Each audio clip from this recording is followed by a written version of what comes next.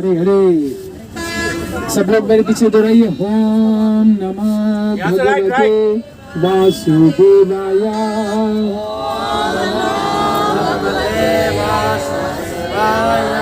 ओम नमः भगवते वासुदेवाय।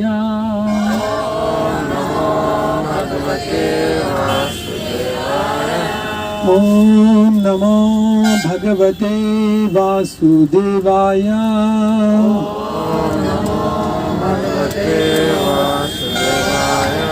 हरे कृष्णा। तो अभी हम कहाँ पर गए थे?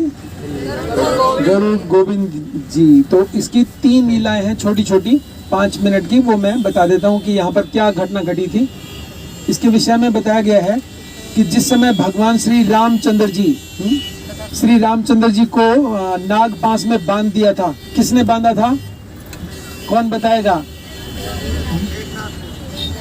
हाँ माता जी बताइए। हाँ मेघनाथ ने। माता जी के लिए ताली बजाइए। तो मेघनाथ ने नाग पास में बांध दिया था राम और लक्ष्मण को। ठीक है। तो जिस समय उनको नाग पास में बांध करके लिटा दिया, तो चूंकि भगवान श्री रामचंद्र जी मर्यादा पुरुषोत्तम है, एक मनुष्य की लीला कर रहे थे, क्योंकि ब्रह्मा जी ने वरदान दिया था। किसको वरदान दिया था? रावण को, कि अगर तुम किसी से मारे जाओगे तो किससे मारे जाओगे? केवल रावण ने कहा था मनुष्यों और वानरों को छोड़ के मैं किसी से ना मारा जाऊं। तो भगवान रामचंद्र जी ने क्या किया? मनुष्य का रूप धारण किया। और ऐसा नहीं था खाली एक्टिंग कर रहे थे, पूरी तरह से मनुष्य के ही भाव में थे भगवान राम। तो जिस समय नागपाश में बांध दिया मेघनाथ ने, तो दोनों के दोनों भाई गिरे पड़े हैं। पहले तो उसने क्या किया? इनको उठा करके ले जाने का प्रयास किया, लेकिन भगवान राम और लक्ष्मण इतना भारी कर दिया अपने आप को कि वो उठा नहीं पाए। तो इसलिए फिर हनुमान जी और जितने भी वहां पर सुग्रीव उपस्थित थे, सब कहने लगे किस तरह से अब इनकी रक्षा होगी, क्योंकि जो नाग फांस में भगवान राम लक्ष्मण बंधे हुए हैं, धीरे धीरे उनको खा जाएंगे और दोनों की मृत्यु हो जाएगी। इसलिए मेघनाथ ने दोनों को बांध दिया था। तो सब लोग जब भी सर्प आता है या कहीं भी ऐसी घटना होती है, तो हम चैतन्य लीला में भी देखते हैं ना, जिस समय श्री चैतन्य महाप्रभु के घर में एक बहुत बड़ा सर्प निकल आया था, जो कि अनंत शेष था। तो सब लोग चिल्ला रहे थे गरुड़ जी, गरुड़, गरुड़ जी, गरुड़ जी, गरुड़ जी। तो गरुड़ जी को इसलिए पुकारा जाता है क्योंकि सर्प किससे डरता है? गरुड़ से डरता है। तो सबने यही सोचा कि अब भगवान राम और लक्ष्मण की रक्षा कैसे करें। इसलिए उन्होंने हनुमान जी को कहा कि आप कृपा करके किसको लेकर आओ? गरुड़ जी को लेकर आओ, जहाँ भी गरुड़ जी उपस्थित हैं। तो गरुड़ जी को लाया गया यहाँ पर, और गरुड़ जी ने क्या किया? अपनी चोंच से धीरे धीरे उन सर्पों को खोल दिया और सर्पों को भगा दिया। तो भगवान राम और लक्ष्मण दोनों मुक्त हो गए। और भगवान राम और लक्ष्मण ने बहुत धन्यवाद दिया गरुड़ जी का, कि आपका बहुत बहुत धन्यवाद है, आपका बहुत बहुत धन्यवाद है कि आपने मेरी रक्षा की। तो मनुष्य लीला कर रहे थे भगवान राम, लेकिन गरुड़ जी के मन में ये आया कि ये भगवान नहीं हो सकते, ये भगवान नहीं हो सकते। एक छोटे से 2 सर्पों से बांध करके ऐसे जमीन में गिरे हुए हैं, और गरुड़ जी उनको खोल करके चले गए। सब तो बोल रहे थे भगवान श्री रामचंद्र की जय, लेकिन गरुड़ जी नहीं बोल रहे थे। गरुड़ जी कहने लगे अगर ये भगवान होते तो भला ऐसे थोड़ी बंधे रहते, एक छोटे से 2 सर्पों से बंध गए। तो गरुड़ जी चले गए खोल करके। और गरुड़ जी के मन में संशय बना रहा, कब तक? जब तक कि द्वापर युग नहीं आया। द्वापर युग जब आया तो गरुड़ जी के लिए की कथा की थी, राम कथा की थी। किसने? आपको मालूम होगा। हाँ, काग भुसुंडी ने। दो ऋषि थे, एक का नाम था अश्वशिरा और एक का नाम था मुझे नाम स्मरण नहीं हो रहा, अश्वशिरा, और एक और शिरा के ही नाम से है उनका नाम भी। दोनों एक ही पहाड़ी पर आकर आए थे तपस्या करने के लिए। तो दोनों जब तपस्या कर रहे थे तो दोनों में लड़ाई हो गई। उसने कहा कि तुम यहाँ बैठकर क्यों तपस्या कर रहे हो? दूसरा उसके पास आ गया। पहला कहने लगा तुम तो ऐसे चिल्ला रहे हो जैसे सांप दुखी हो जाता है दूसरे को देख करके। और दूसरे वाले से पहले वाले ने कहा क्या कि तुम ऐसे चिल्ला रहे हो जैसे कौवा होता है, काव काव करने लग जाता है। दोनों भक्तों में लड़ाई हो गई। तो जब जब दो भक्तों में लड़ाई होती है तो नुकसान दोनों को होता है। तो इसलिए दोनों ने आपस में एक दूसरे को श्राप दे दिया। एक ने कहा कि तुम कौवा बन जाओ क्योंकि तुम कौवे की तरह काव काव बोल रहे हो, और दूसरे ने कहा तुम नाग बन जाओ, सर्प बन जाओ क्योंकि तुम द्वेष कर रहे हो। तो इस तरह से एक बना काक भुसुंडी, क्योंकि भगवान का भक्त अगर बनता भी है तो फिर ऐसे नहीं बनता कि कहीं नाली में जाकर कुछ बन गया। एक बना काक भुसुंडी और एक बना कालिया नाग।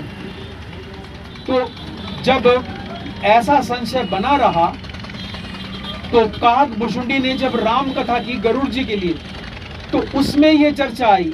गरुड़ जी सुन रहे थे राम कथा और काक भुसुंडी जी राम कथा कर रहे थे। बहुत प्रसिद्ध कथा है काक भुसुंडी की, राम कथा। उसमें काक भुसुंडी ने जब ये बताया कि मेघनाथ ने इस तरह से राम और लक्ष्मण को बांध दिया था नागपाश में और गरुड़ जी को बुलाया, तो प्रभु की देखो कैसी लीला है, अपने भक्तों के आश्रित हो जाते हैं। जैसे हमारे घर में जो विग्रह हैं वो हमारे आश्रित हो जाते हैं। हमें उनको बच्चों की तरह से पालन करना चाहिए। ये नहीं कि बस कहीं आले में छोटे से में रख दिया और सुबह थोड़ी मिश्री चढ़ा दी तो हो गया बस भक्ति। ये तो बहुत गलत होता है। भगवान जब घर में आए तो भगवान को पूरा भोजन कराना चाहिए। एक थाली उनकी अलग होनी चाहिए, आपकी प्रयोग की भी नहीं होनी चाहिए। और उसमें जो जो आप खाते हो सबसे पहले उनको खिलाया जाए। उसमें तुलसी का पत्र रखा जाए और फिर उनको भोग लगाया जाए, और वो खाना सारे खाने में मिला देंगे तो वो क्या बन जाएगा, प्रसाद बन जाएगा। तो इस तरह से जब इनको ये कथा में सुनाई पड़ा गरुड़ जी को कि प्रभु तो अपने भक्तों के अधीन होकर के भक्तों की महिमा बढ़ाना के लिए वो लीलाएं कर रहे थे। जैसे भगवान राम जा सकते थे लंका में, लेकिन हनुमान जी की महिमा बढ़ाने के लिए भगवान ने क्या किया, मैं कैसे जाऊंगा लंका में, और हनुमान जी ने इतना सुंदर वो बनवाया अपने बानरों के साथ मिल करके। तो उसी प्रकार से गरुड़ जी के हृदय में जब ये संशय उन्होंने सुना अपने कानों से कि भगवान तो मेरा मान बढ़ाने के लिए ऐसे लड़ गए थे, नहीं तो भगवान राम लक्ष्मण को क्या एक सांप बांध सकते हैं। तो गरुड़ जी को बड़ा दुख हुआ। गरुड़ जी ने कहा कि हे काक भुसुंडी जी, मैं क्या करूं ऐसा जिससे मेरा संशय दूर हो, और मैंने भगवान पर अविश्वास किया। तो फिर गरुड़ जी को काक भुसुंडी जी कहते हैं कि वही श्री राम इस द्वापर युग में प्रकट हुए हैं। कहाँ? गोकुल में, नंद बाबा के घर में। तो तुम वहां जाओ।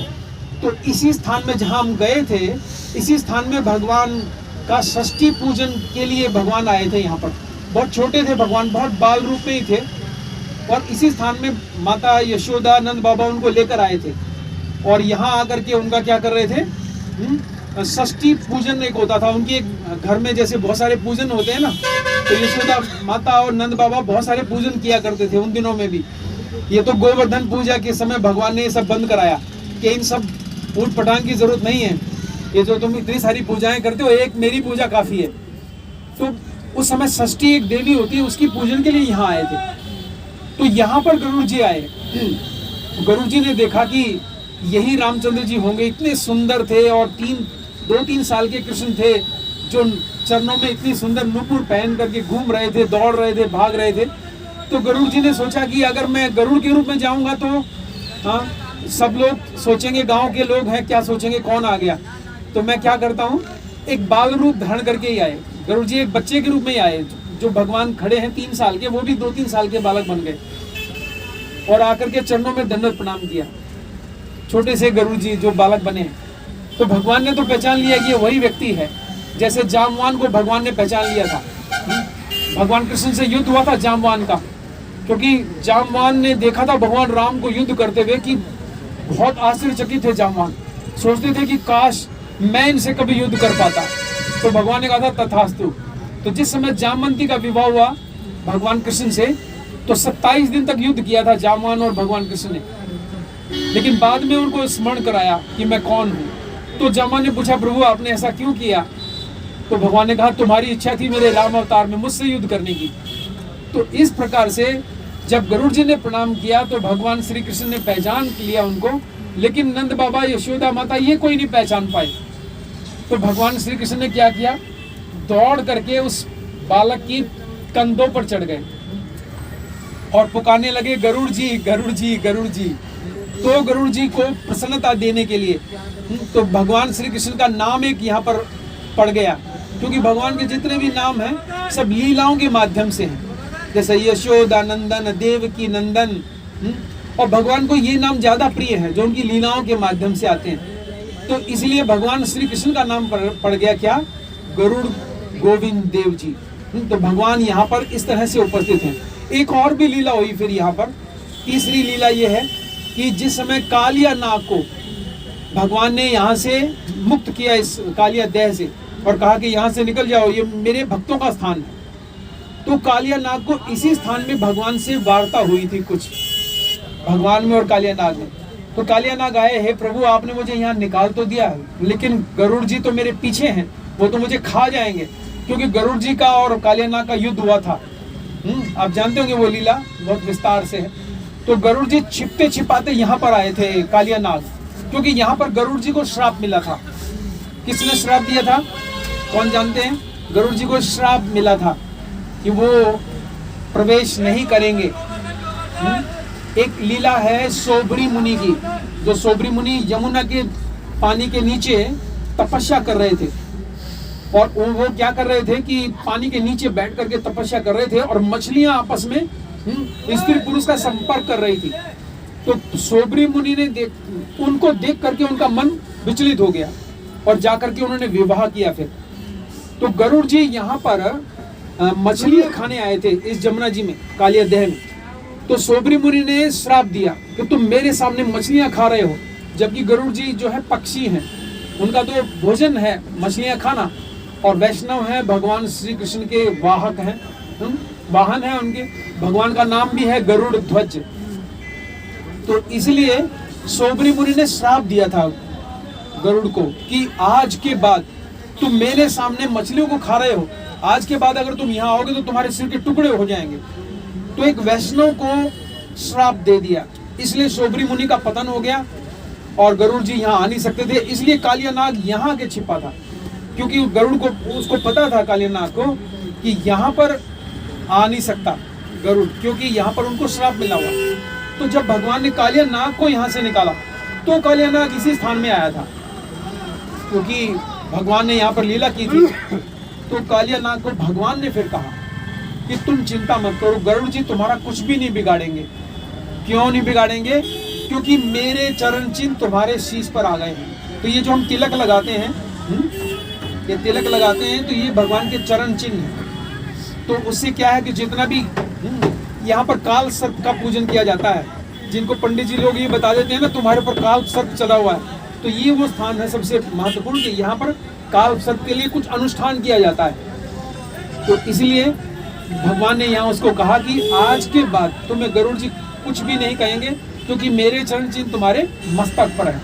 इसलिए वैष्णव जो भक्त होते हैं वो हमेशा वैष्णव तिलक धारण करते हैं। वैष्णव तिलक जब धारण किया होता है तो नेगेटिव पावर्स अटैक नहीं कर सकती। ये जो होती है ना, भूत आ गया, किसी के अंदर कुछ आ गया, तो इसलिए जब देखती है कि भगवान के चरण उनके शीश पर है और ये उनका तुलसी का पत्ता होता है उनके चरणों में, तो कभी भी नेगेटिव पावर्स अटैक नहीं कर सकती और मन बड़ा ही प्रसन्न रहता है।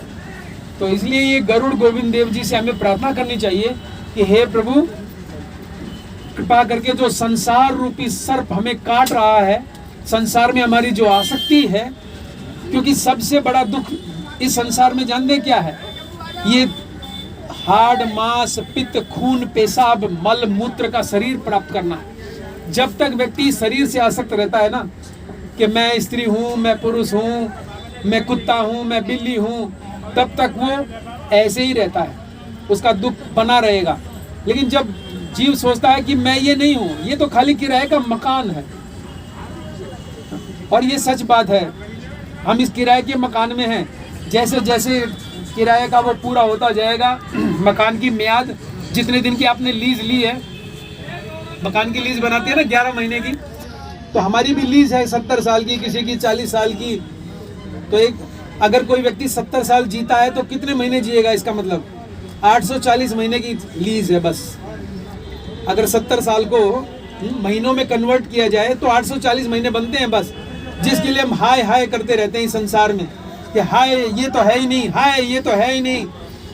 तो 840 महीने में से 1 महीना हमने अभी पीछे गवा रहे हैं हम। अभी देखो ये जा रहा है ना नवंबर, आज किसी ने चिंता की होगी नवंबर चला गया है, मेरा कुछ नुकसान हो गया, किसी ने चिंता की आप में से? कोई चिंता करेगा भी नहीं, क्योंकि भगवान की माया जो है वो बहुत ही, भगवान बोलते हैं देवी होशा गुणमयी मम माया दुरतया मामे वेश से।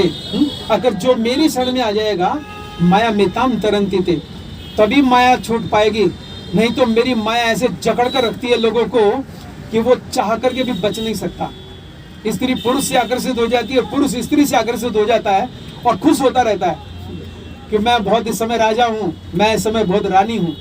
लेकिन वास्तव में भगवान कहते हैं हे अर्जुन, जो व्यक्ति नहीं जानता इस बात को उसको तो मैं मूर्ख मानता हूँ। ध्यान से सुनिए क्या कह रहे हैं भगवान।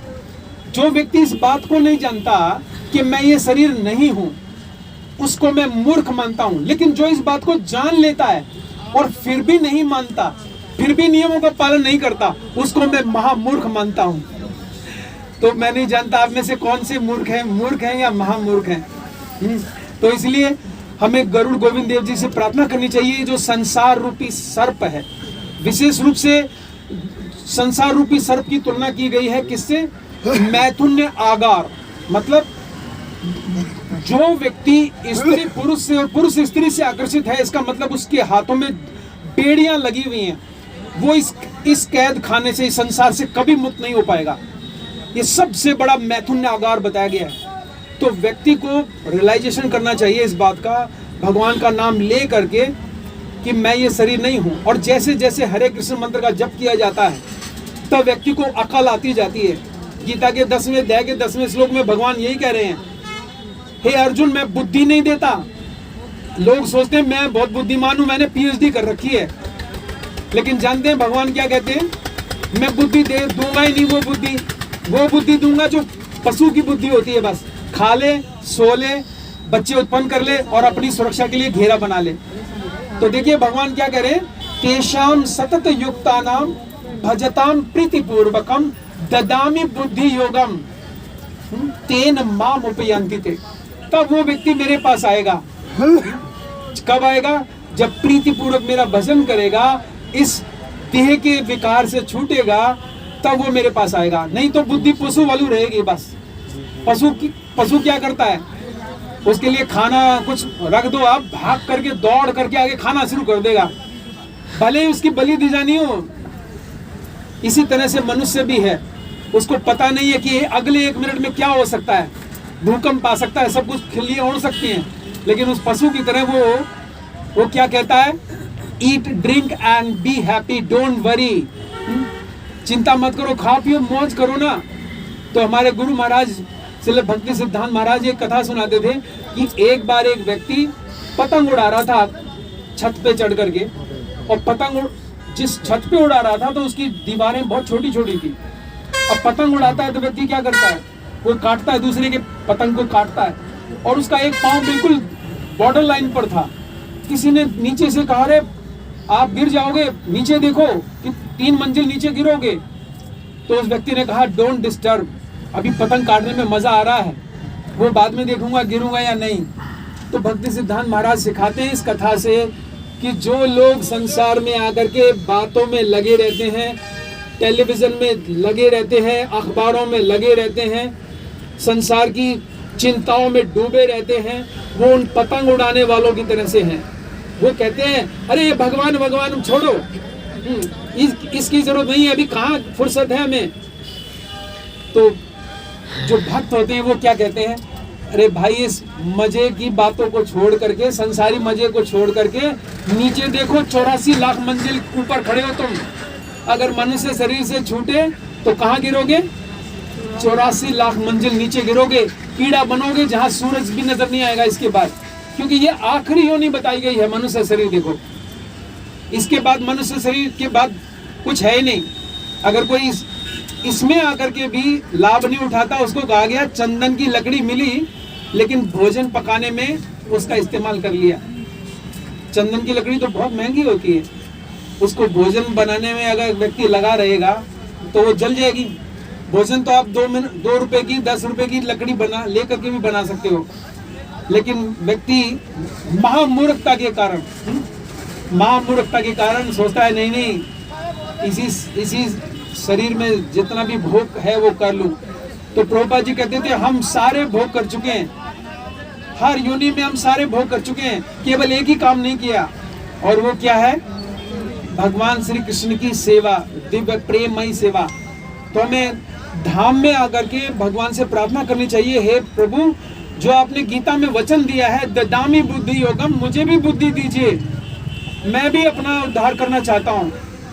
तो भगवान अगर प्रीतिपूर्वक हम प्रार्थना करेंगे तो निश्चित रूप से हमें वो बुद्धि देंगे, ताकि हम इस जन्म मृत्यु के चक्कर से छूट जाएं। बस यही है मनुष्य जीवन का लाभ। अब सोचो आपके जो घर में बुजुर्ग लोग गए होंगे, कुछ लेकर गए यहाँ से, जो उन्होंने हाय हाय करके इतने धन कमाया होगा, लड़ाई की होंगी, झगड़े किए होंगे कि शादी में ऐसी साड़ी नहीं मिली, ननंद ने ऐसी उठा ली, मेरी साड़ी उठा ली, ये बातें कोई याद नहीं रखता, सब खत्म। और लेकिन यहाँ पर माताएं, स्त्री, पुरुष इन कामों में लगे रहते हैं। एक शादी हुई थी, एक भी साड़ी अच्छी नहीं आई, टिकना आया सारा, बस ऐसी ऐसी चर्चाओं में अपना समय नष्ट कर देते हैं और मूल्यवान समय को खो देते हैं। तो धाम में आने का लाभ ही है, लेकिन अगर आप धाम में आए हो तो आपको प्रार्थना करनी चाहिए भगवान से कि ददामि बुद्धि योगम, हे प्रभु मुझे भी बुद्धि दीजिए ताकि मैं आपको प्राप्त कर सकूं। ठीक है, हरे कृष्णा, सब लोग बोलिए हरे कृष्णा कृष्णा कृष्णा हरे हरे, हरे राम राम राम हरे हरे। गरुड़ गोविंद देव भगवान की